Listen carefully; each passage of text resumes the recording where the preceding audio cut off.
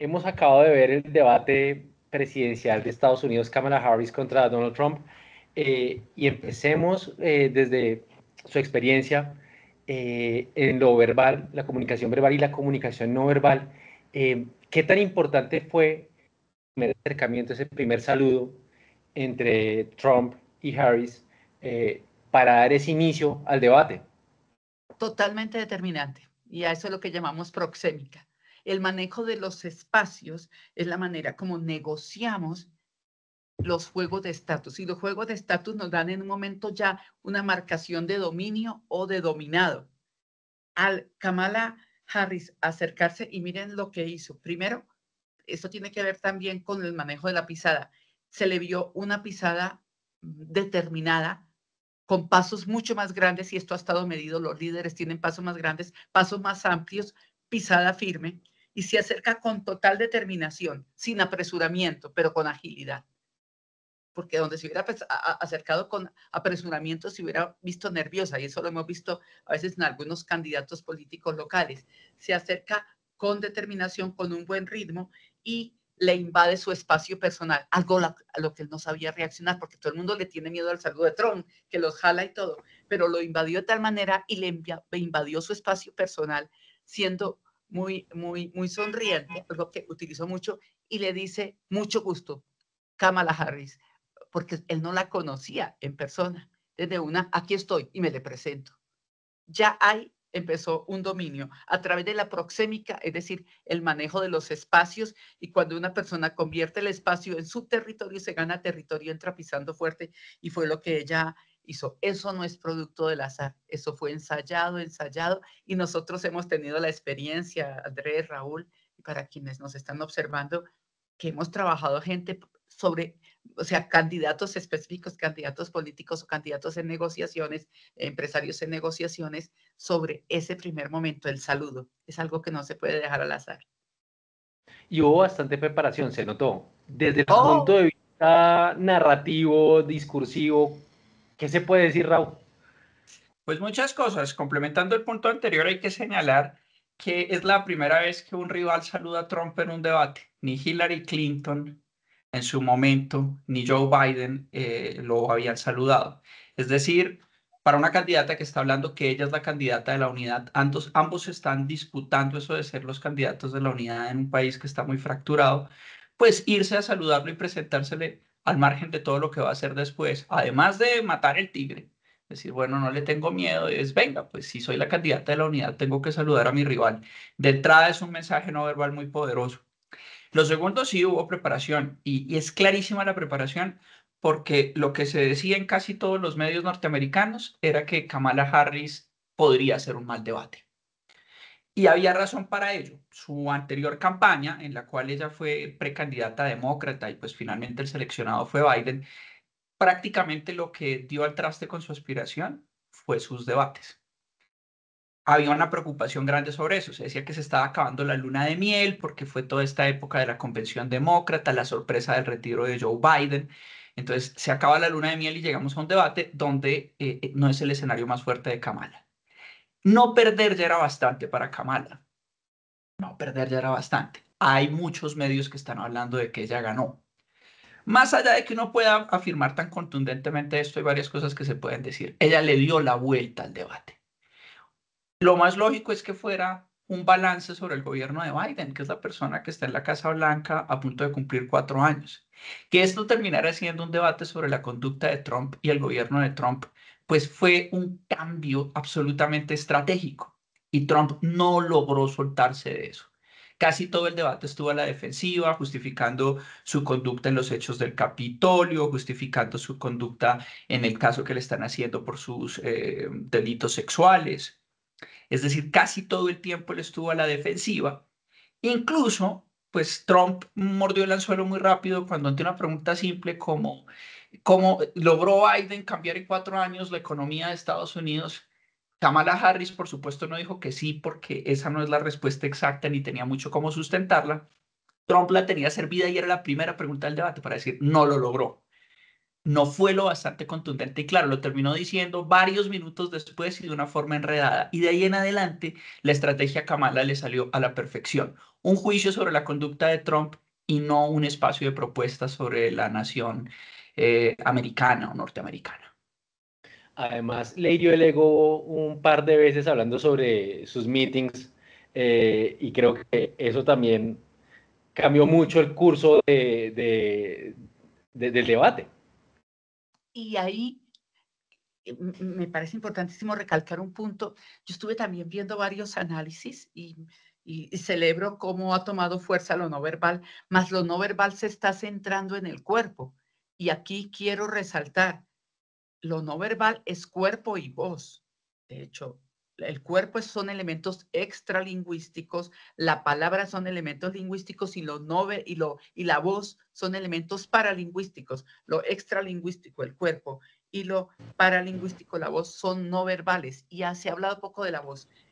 Fueron momentos muy interesantes cuando Kamala lo sacaba de su zona de confort y lo ponía en aprietos, cómo aumentaba poderosamente el volumen, cómo aceleraba el ritmo, y esto lo mostraba descontrolado. Aparte de lo que estaba ocurriendo con su cuerpo, que ya lo analizaremos, pero ahora he de centrarme en la voz de ambos. Ambos a favor mueven los labios, la mandíbula, la lengua, y esto tiene una importancia. Primero, en la lengua, pues da articulación de palabras claras y una persona determinada articula con propiedad y lleva la respiración hasta la última parte de la palabra, que ambos lo hicieron. Es decir, no es igual que yo diga, esto está muy bueno, o Raúl, qué bueno que tomas un café, a que yo diga, Raúl, qué bueno que tomas un café, o esto está muy bueno.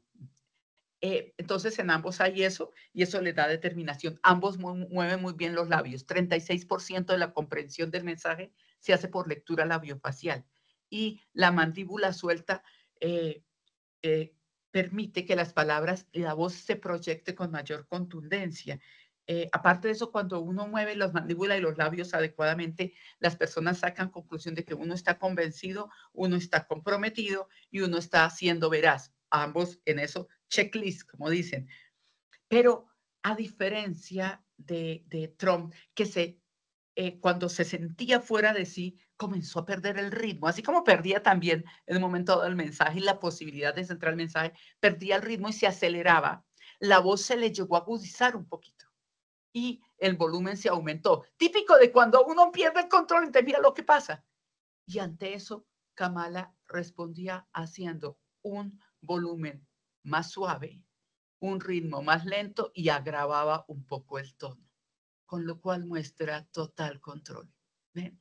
Entonces, eso llamamos también el manejo de la cronémica y es algo que usan mucho los buenos entrevistadores. Ponen a la persona, la aceleran y luego cuando la persona se acelera, hacen que el volumen y el tono se vuelva más grave, el volumen un poco más suave y con eso muestran que tienen total control y que hicieron que el otro perdiera comodidad. Lo utilizó Kamala en varios momentos y de pronto, estando suave, de pronto daba la estocada final resaltando. Entonces, es bellísimo oírlo. Mi dominio del inglés es prácticamente nulo, pero me escuché varias veces la voz y me encantaba no comprender las palabras para sentir completamente lo que se estaba transmitiendo a través de la voz. Así que es un elemento con el que ella jugó mucho, con el que varios candidatos en varias partes del mundo están jugando y de lo cual podemos aprender nosotros acá, porque tenemos la voz por allá, como la niña olvidada, y yo siempre cuando hablo de la voz tomo una frase de Salomón por allá en los cantares que dice, cazad las zorras pequeñas porque ellas dañan la viña. Y en la comunicación se está comprobando cada vez más la importancia de la voz para generar o no emociones, para generar o no aprobación y para generar juegos de estatus. Y lo hizo muy bien Kamala con la voz. Raúl, volviendo a ti, mensaje clave. ¿Hubo mensajes clave? ¿Propuestas? ¿Hubo propuestas? En este debate, el gran perdedor fue el votante estadounidense, porque se enfrentó a dos candidatos que se dedicaron a hablar mal, en muchos casos acertadamente, de su rival. Parecía más un juicio y por eso le favoreció tanto a Kamala. Era como un juicio sobre la conducta de los dos y ella se mueve como pez en el agua en el mundo de los juicios, parece a Trump que por sus resultados no le va tan bien en ese mundo. Ella armó un escenario a su medida, lo logró conducir hacia allá con una acusación permanente. Él miente, otra vez miente, él miente, él miente. Lo dijo tantas veces y de tantas maneras que se volvió un mantra, él miente. Donald Trump es un tipo muy juicioso con su mensaje clave de Make America Great Again. Hay que decir que es una evolución de un mensaje de tal vez el expresidente posiblemente más querido de Estados Unidos, que es Ronald Reagan, el de Make America Great. Así que él ha sido juicioso. Se pregunta uno si él sigue en la campaña anterior. Con Trump uno siente que a ratos está en la campaña, en la primera campaña contra Biden y luego está en la segunda campaña contra Biden o en la campaña contra Hillary, pero que no está en esta campaña. Tiene un mensaje clave, pero pareciera no ser el mensaje clave adecuado para esta elección, o posiblemente el mensaje esté enfrentando un desgaste. En todo caso, hay que decir que es muy juicioso, lo sigue posicionando. Ella tuvo un mensaje clave que no es una propuesta de país, es una acusación, y ella es una fiscal. Así Ajá. que fue leal a su perfil comunicativo y como fue consciente de su personaje público, lo llevó hasta las últimas consecuencias, hasta el punto en que esto no fue un debate, sino un proceso de acusación contra Trump y claramente ella fue mejor acusando que él porque ella es una fiscal. Entonces, se metió en un escenario que le resultaba favorable. ¿Quiere decir que va a ser buena presidenta? Pues no necesariamente. Que alguien sea bueno acusando no quiere decir que sea un buen ejecutor. Sin embargo, dejó claro un personaje público muy bien delineado, con varios elementos como su extracción humilde, que está pensando en los pequeños empresarios, esa segunda mamá que ya ha mencionado en algunos discursos, que es una empresaria pero pequeña, no una mega empresaria como los amigos de Trump o como Trump, y ella es muy persistente, el pequeño empresario versus el gran empresario, ese mensaje ya lo viene perfilando desde hace rato. Trump también es fiel a su mensaje de voy a bajar los impuestos, voy a bajar los impuestos, voy a bajar los impuestos. Es decir, que hay un juicio, una disciplina más bien en cuanto a los mensajes clave. La pregunta es si algunos de esos mensajes, en el caso de Trump, ya se están gastando y si el hecho de que sea tan exagerado, casi hasta lo caricaturesco, los invalida. Cosas que decía como que si Kamala Harris gana Estados Unidos se va a volver Venezuela, un argumento muy conocido en Colombia. Cosas como que si Kamala Harris gana, Israel va a desaparecer, o que los demócratas están defendiendo que apenas nazca un bebé se decida si hay que dejarlo vivir o no. Fueron exageraciones tan caricaturescas en un debate tan delicado y tan sensible para tantas personas en Estados Unidos que posiblemente en otras ocasiones este recurso le ha funcionado, pero en este debate parece que la exageración no le funcionó. Pero Una mira que pregunta que yo, yo tengo, Andrés, ¿puedo hacerla? sí, claro. Es a Raúl, que además es experto en estrategia, eh, y es la siguiente. Eh, Leí varias críticas de esto no fue un debate de uno y uno, sino de 3 contra 1. Hubo mucha crítica de la intervención del periodista, que eso no se debía hacer. No obstante, ellos decían, por ejemplo, el presentador decía, no, no, espérese, yo no estoy diciendo lo que se me ocurrió ni lo que oí, me lo acaba de decir la autoridad máxima de esa ciudad, no está ocurriendo eso. Entonces, ¿qué opinas tú de ese momento en que los periodistas intervienen en el debate, tú como periodista? Yo creo que sí se puede hacer, pero debió haber sido parejo. Por ejemplo, en la primera pregunta sobre si Biden logró reenrutar la economía, pudieron haber sido muy críticos frente a la respuesta de Kamala. No lo fueron. No es el hecho de haber sido tan críticos frente a las preguntas con Trump que tenían de dónde confrontarlo. Sí. Es el hecho que lo hayan hecho con uno y no con la otra, lo que le deja a uno cierto sabor no tan agradable. Porque más allá de que evidentemente ya fue muy hábil y estratégicamente planteó mal el debate, planteó bien el debate y lo llevó a buen término para sus intereses, pues es evidente que hubo muchas respuestas. Por ejemplo, ella era como vicepresidenta la encargada del tema migratorio. A ella la pudieron tallar ahí, como la pudieron tallar en la economía. No Sí. la tallaron. Y a él sí lo tallaron también con temas muy delicados como lo del Capitolio o con temas como el de esta marcha de la que refieres. Lo tallaron muy duro en comparación a cómo tallaron a Kamala. Ese es el sinsabor que le puede quedar a alguien que esté viendo el debate, sobre todo porque Trump había expresado esos temores. Finalmente este debate lo hizo ABC y lo retransmitió Fox, pero en algún momento el planteamiento de Trump era que el debate lo hiciera Fox. También la pregunta es, ¿qué tan imparcial o equilibrado habría sido el debate si hubiera sido conducido por los presentadores de Fox? Difícil, quisiéramos un periodismo objetivo, equilibrado. Esa es la utopía por la cual se mueve el mundo del periodismo y sin embargo es muy difícil encontrar algo como eso. Se debería aplicar la misma rudeza y crudeza a ambos lados porque bien dicen por ahí que el periodismo está para incomodar a los poderosos y que todo lo demás son relaciones públicas. Si uno toma la labor de periodismo, yo en realidad me he dedicado a la asesoría en comunicación, más allá de que me haya preparado como periodista. Si uno toma la decisión de ser periodista, no está allí para lanzarle caricias a los entrevistados, sino para exigirles en nombre del público, a ambos. Es lo que debió ser. Correcto. Un cambio de contrincante. Que Trump está descolocado en cierta medida, que le cambiaron el personaje que tenía, con el Ahora que el viejito, comillas, es él. Exacto, entonces generalmente se hace una pensando en el contrincante, cómo afecta a esa estrategia desde el punto verbal y no verbal. ¿Cómo se vio afectado? ¿Qué vieron ustedes de Trump en ese sentido? ¿Y qué creen que Kamala ha podido coger de Biden, de lo mal que hizo Biden en su momento el debate, para aprovechar esta situación? Ella en este caso tiene ventaja. Kamala ha sido muy hábil en plantearse como una candidata que prácticamente no tiene nada que ver con el gobierno actual, pero ella es la vicepresidenta, da la casualidad. Pero uno le escucha hablar y parece que fuera la candidata de oposición incluso, o sea, como que no tuviera nada que ver con el gobierno actual. Y claro que Biden trata de poner de presente, pues que ella es la vicepresidente. Busca ¿Biden recordarle, o Trump? Trump. Trump busca ponerle de presente que ella es la vicepresidente. ¿Qué es lo que le ha salido muy bien a Kamala? Que Trump sigue debatiendo contra Biden.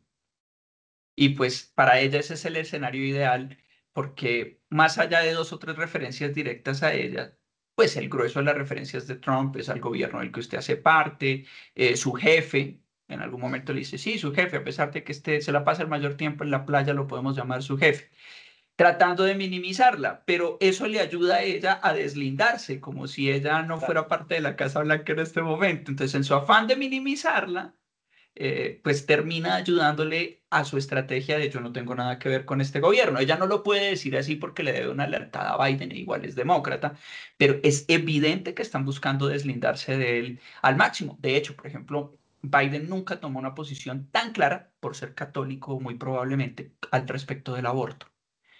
Kamala tiene una posición absolutamente clara, así como Trump tiene una posición muy clara sobre la baja de impuestos a todos los norteamericanos, incluyendo a los más ricos.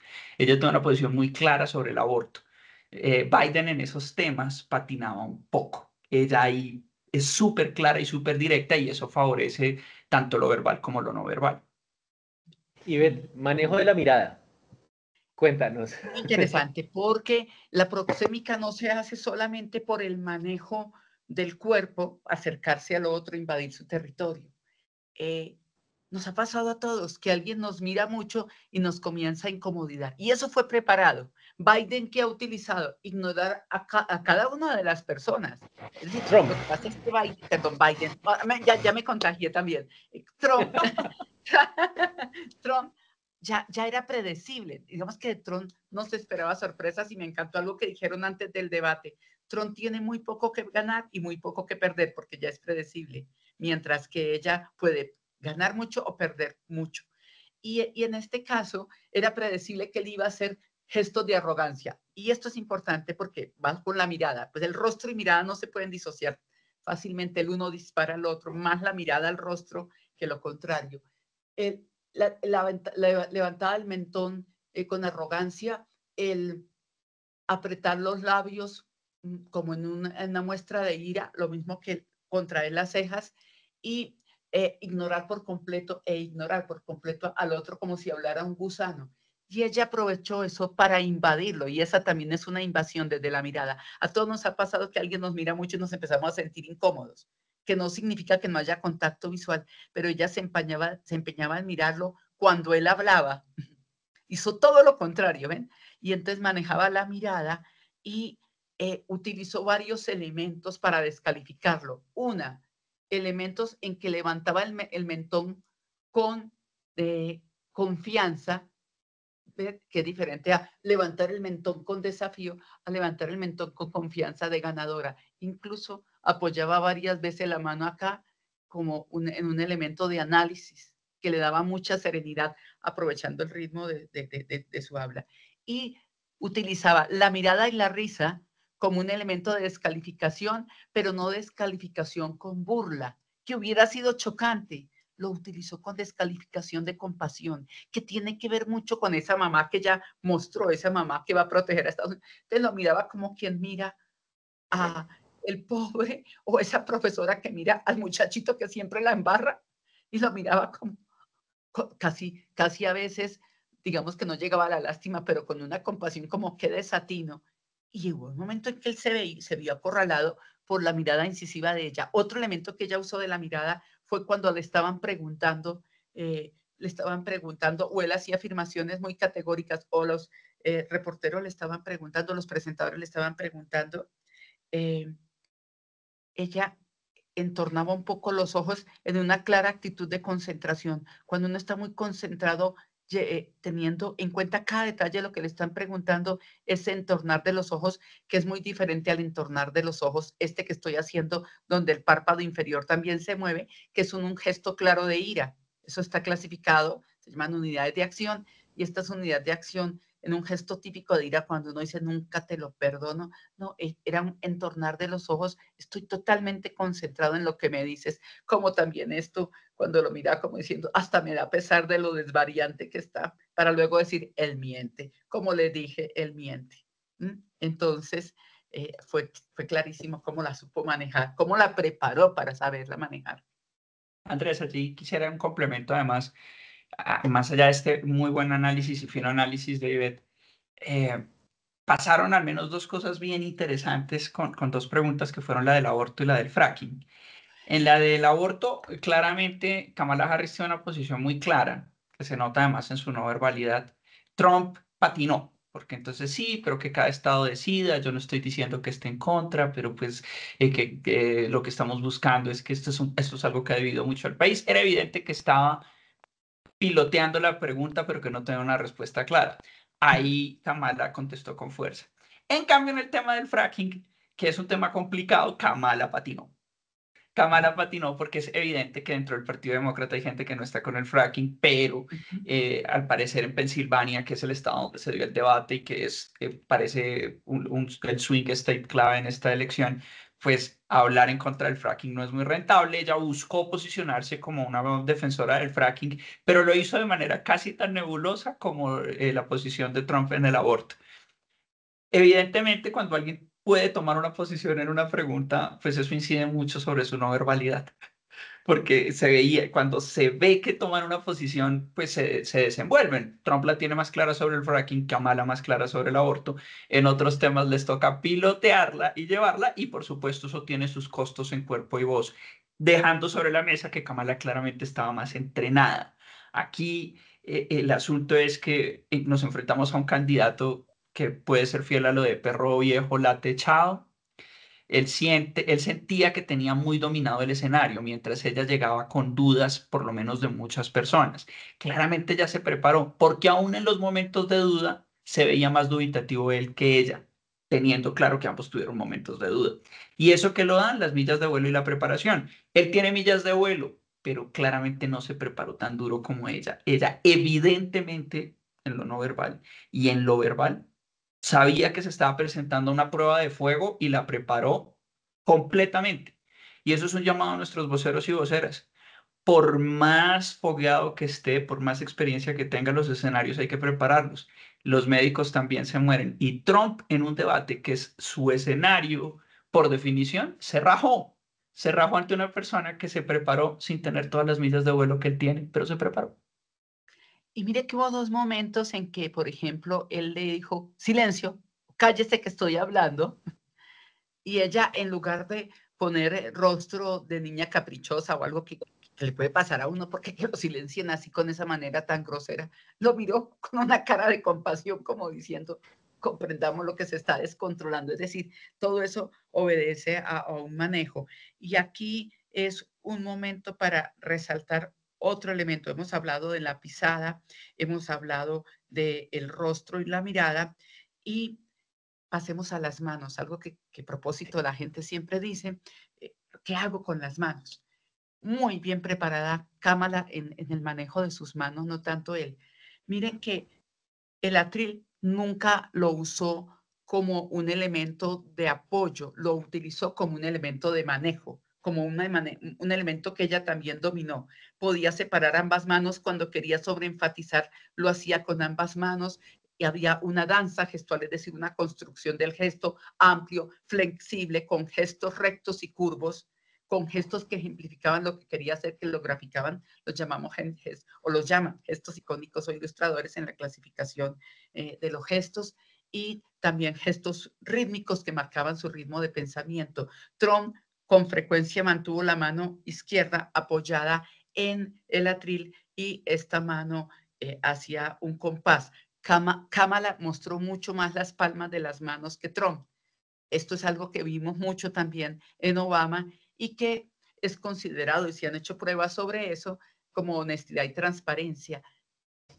Sí, lo que pasa es que ya esto está tan preparado que los candidatos vemos en Trudeau, vemos en Macron, como esto ha sido muy preparado, la misma Hillary, como es muy preparado el enseñar las palmas de las manos pertinentemente para reforzar la idea de honestidad y transparencia, cosa que Kamala hizo muy bien, y unido a el que mezclaba gestos curvos con rectos que la hacen ver lo suficientemente empoderada, pero también lo suficientemente empática, como decimos constantemente nosotros en DCA, que eso evidencia los dos M del liderazgo, empoderamiento y empatía, mientras que Trump constantemente usó gestos rectos en los que se fue solo por la determinación, por el empoderamiento, con poca empatía, que es algo que él ha construido, pero que aquí no le funcionó muy bien con Kamala. Echémonos al agua. Lo bueno, lo malo y lo feo de Donald Trump y lo bueno, lo malo y lo feo de Kamala Harris. ¿Qué dicen ustedes? Lo bueno de Kamala, la estrategia. Lo malo de Kamala, el insuficiente desarrollo de las propuestas. Lo feo de Kamala, ocultarse todo el tiempo en el ataque para no asumir las responsabilidades como vicepresidente. En todo caso, lo feo termina conectándose con lo bueno porque logró, fue muy hábil llevándose la atención hacia atacar a Trump y no asumiendo responsabilidades por su trabajo actual. En el caso de Trump, lo bueno, la consistencia de su mensaje. Son muchos años repitiendo una frase que además ya tenía historia cuando él empezó a utilizar. Lo malo, pues que está preparado para otra campaña, está preparado para otros rivales. Y lo feo, que haya dicho que no sabía qué pensaba su vicepresidente en el tema del aborto y haya patinado tan terrible, lo cual muestra una fractura y genera muchísimas dudas sobre si fue la mejor elección J.D. Vance como vicepresidente, porque no es consistente que el candidato a presidencia, cuando le enrostran lo que dijo su vicepresidente, ya no tengo claro qué piensa él sobre esto, pero lo podría comprender. Falta de manejo de equipo. Se vio una persona pues, que se ha mostrado muchas veces, pero de una egolatría. Todo se centra en función mío y el equipo es solo un adorno, un paisaje. Es horrible. Yo voy a agregar a eso porque desde lo no verbal, como clasificar lo malo, lo bueno y lo feo, no lo tengo tan claro. Es decir, pero sí voy a hablar de lo predecible y lo impredecible. Predecible Trump en todo su comportamiento no verbal. Incluso pues él ha creado un estilo con los colores que usa, la corbata que usa, que es una apuesta interesante. Predecible, pero muy bien logrado, la apariencia de Kamala, y también pensaba en la apariencia de la presentadora, de la conductora del programa. Se dan cuenta que para este tipo de debates se usa mucho que la mujer use casi una apariencia masculina. La presentadora tenía chaqueta y todo rayadiza. Yo digo que es muy Wall Street, ¿no? Entonces, Kamala también, su navy blue con la blusa blanca en moñito, pero lo hizo muy bien porque no se hizo moños muy grandes aquí alrededor del cuello que se vería como muy de edad, que se vería como demasiado cargada, y eso en la cámara no favorece. Supo hacerse el moñito aquí abajo, pero sin mucho escote. La banderita que usó, la de Trump, era así, mientras la de ella tenía un movimiento muy bonito, los aretes de perlas muy predecibles. Y algo muy importante cuando se trata de mostrar en lo que es predecible, pero muy bien logrado, el cabello. Cuando el cabello está peinado de una manera elegante, que se ve brillante como se le veía a ella en el color. Entonces se le veía mucha vida, mientras que a Trump el cabello se le empieza a ver ya como más poquito, como más parduzco. A ella el cabello brillante con un color que le favorece mucho a su piel, y en un peinado que era moderno, pero sobrio, y que jamás se fue a la cara. Esto que me está pasando a mí, miren, y lo muevo ahora a propósito, porque eso me obligaría a tener que hacer esto. Y es considerado, cuando uno se manda la mano al pelo, o que es un gesto de nerviosismo, que llaman gestos apaciguadores o adaptadores o adaptativos, también le dicen que uno hace, o que uno es superficial. Entonces dicen que con ese desprecio que muestran hacia nosotros las mujeres, que parece un modelito o una modelito, y en el caso de ella nunca se tuvo que mandar la mano al cabello, pero le despejaba el rostro, con lo cual muestra que es una persona que da la cara, que es transparente. Se sigue sobre esa imagen. Accesorios, maquillaje. El maquillaje que usó fue súper favorable a su piel, al color de la ropa que tenía, al color que tiene en el cabello. Un maquillaje en los labios y en los ojos sobrio, muy bien logrado, nunca brilló, muy bien maquillado. También Trump tenía maquillaje, obviamente, en su rostro, que no brilló. Esto es importante. Y es el momento para hablar también de otro elemento que no había mencionado, y que es con el último que cierro los aspectos del comportamiento no verbal. Hemos hablado desde el punto de vista corporal, de la proxémica, desde el cuerpo y la mirada, sí. Hemos hablado del rostro y la mirada ya como elementos expresivos. Hemos hablado de las manos, la pisada, y en relación con la apariencia del cabello, los accesorios, maquillaje, en el caso de Kamala. Y en el caso de la voz, estuvimos hablando de cómo se mueven los órganos de la articulación, el volumen, la velocidad, las pausas. Y ahora es importante, dentro de lo corporal, hablar del tronco.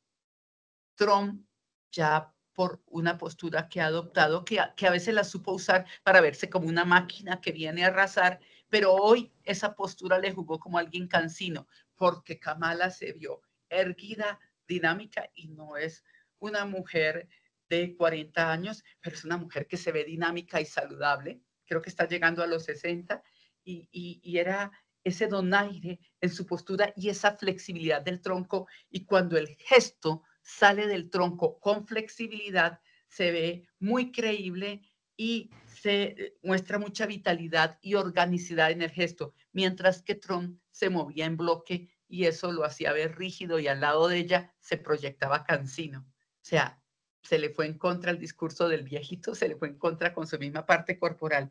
Y algo adicional, se les dijo dentro de las normas, el micrófono va a estar apagado, pero también se les dijo, no pueden llevar notas, pero sí pueden tomar notas, cosa que Kamala aprovechó muy bien. Tomó en varios momentos, cuando él decía cosas, notas, y lo miraba, pero esa toma de notas la hizo parecer responsable y la proyectó como alguien que estaba analizando lo que allí estaba pasando.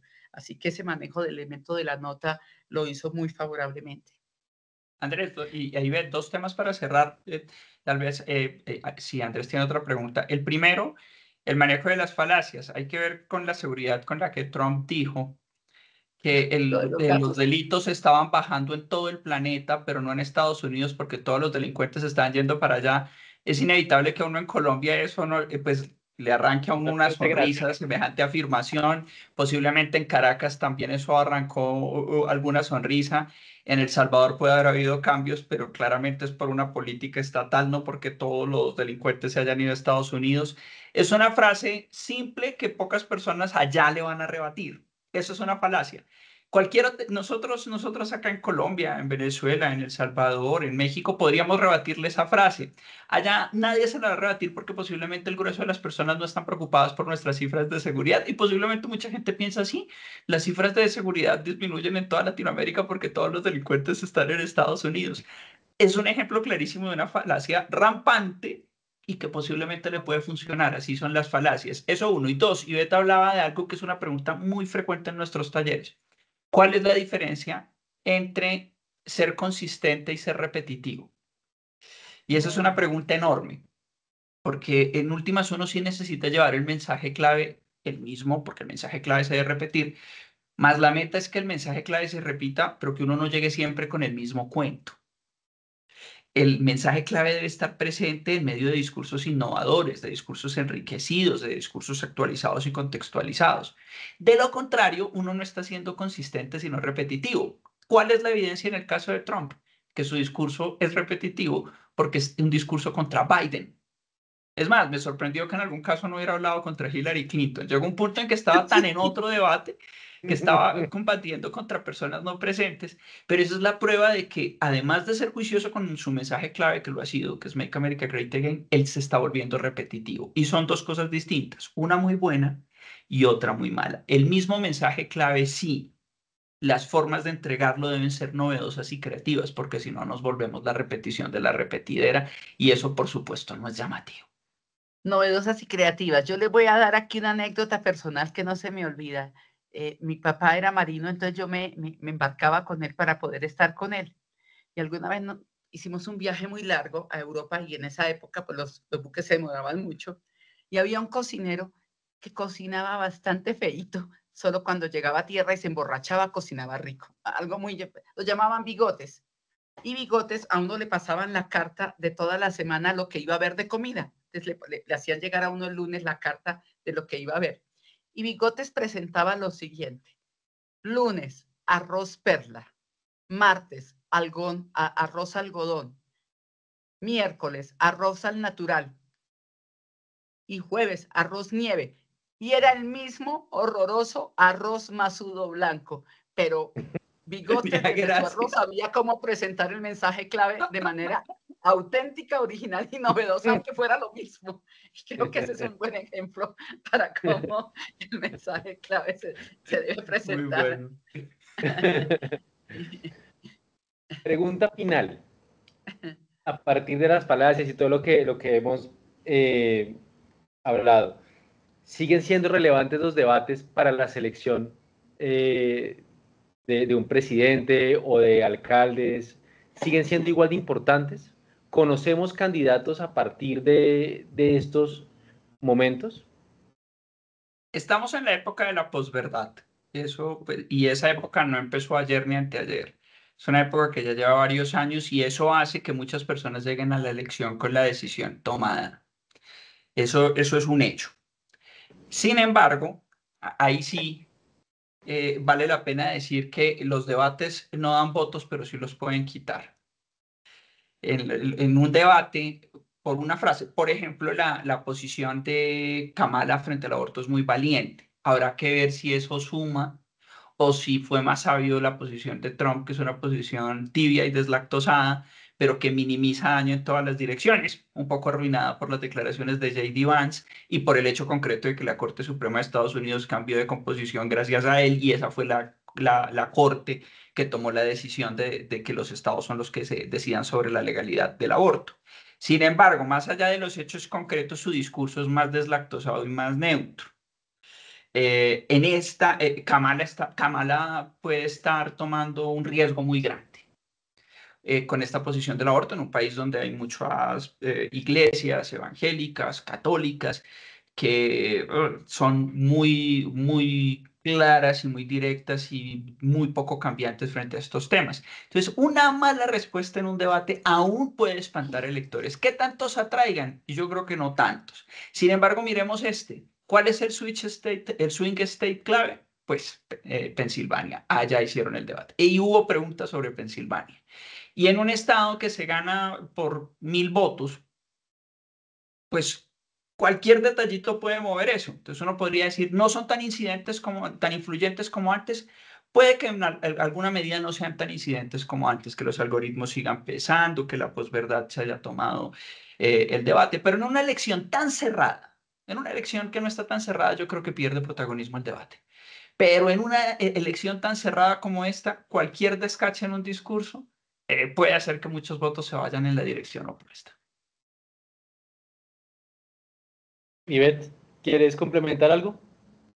Eh, me impacta cómo cuando o sea, lo que habla Raúl, ¿no? Como un debate, o sea, yo tenía claridad de que un debate no gana votos, no lo he pensado que resta, pero lo que sí es cierto es que un debate pone el nombre de un candidato en la boca de los demás, a la buena o a la mala. Es decir, creo que este debate puso el nombre de Trump no muy a la buena y puso el nombre de Kamala en un protagonismo. Entonces creo que eso es lo que sí pone a hablar de esas personas.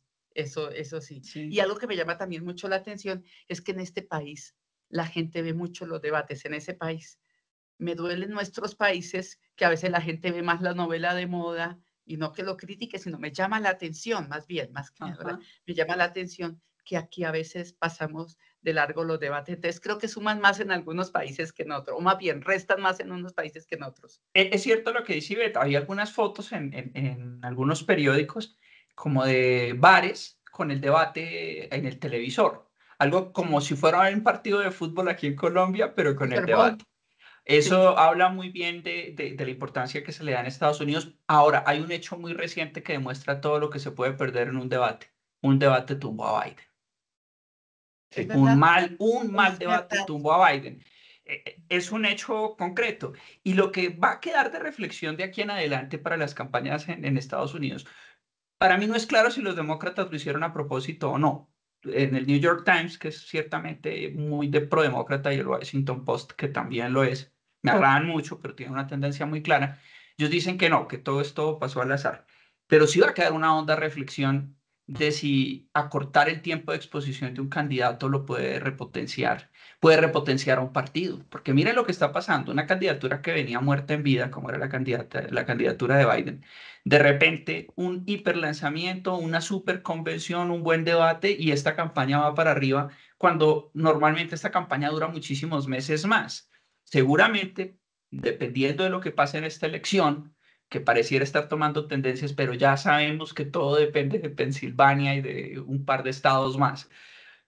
Te hará la reflexión si de verdad es tan conveniente para un candidato tener un grado de exposición tan grande. Y si el partido que va perdiendo puede eventualmente a propósito, no sabemos si en el caso de Biden fue así, eventualmente a propósito, el que está en la Casa Blanca mantenerlo hasta cierto tiempo y lanzar en un muy corto periodo al vicepresidente para evitar que el partido se coma el desgaste y dejar al presidente con su desgaste en la Casa Blanca y el partido seguir en contienda. Esto es absolutamente nuevo.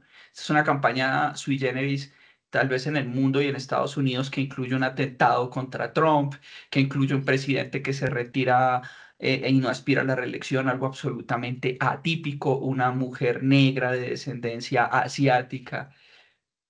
Es decir, hay mucho, y un debate que, digámoslo claramente, tuvo más ambiente de sala jurídica, con una fiscal atacando y un acusado en el banquillo, que de dos personas aspirando a dirigir una de las economías más grandes del mundo y una de las democracias al menos más posicionada alrededor del planeta, más mercadeada, la más citada.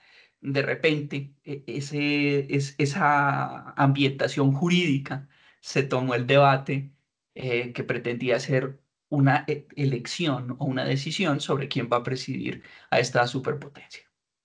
Y algo que para cerrar, me parece fundamental recalcar la gran importancia que tiene trabajar la congruencia entre lo verbal y lo no verbal. Eso posiciona a un líder, y no solo a un líder político, a todos los que nos están viendo y quieren posicionar sus causas, sus iniciativas, sus ideas, la gran importancia de preparar la congruencia entre lo verbal y lo no verbal. De preparar en general. Los médicos también se mueren, y los que piensan, los que nos están escuchando, que perro viejo late echado y que piensan pues que si le van a enseñar a su papá a ser hijos, miren a uno de los mejores debatidores del planeta pasando saliva y sufriendo frente a una candidata que se suponía que era mala en los debates. Sí.